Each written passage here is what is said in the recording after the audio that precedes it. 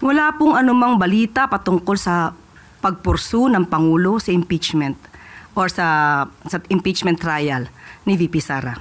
So yan po ay ating tinututulan at pinasisinungalingan po. Wala pa ring interes si Pangulong Ferdinand Marcos Jr. sa isinusulong na impeachment complaint laban kay Vice President Sara Duterte. Ayon kay Palace Press Officer at PCO Undersecretary Claire Castro, umaasa si Pangulong Marcos na ang mga nahalal na mga bagong leader ay maglilingkod para sa kapakinabangan ng buong bansa at hindi sa interes ng iilan. Ngayon po na naboto na po ang mga susunod na mga leaders natin, umaasa ang Pangulo na ang bawat isa, ang lahat sa kanila na binoto ng sambayanan ay tutugon sa pangangailangan ng taumbayan.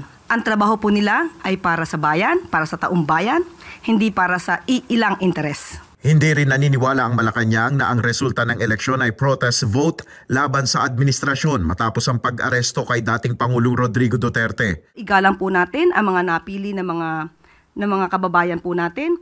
Wala po itong refleksyon kung ano man po ang sinasabi patungkol sa mga Duterte.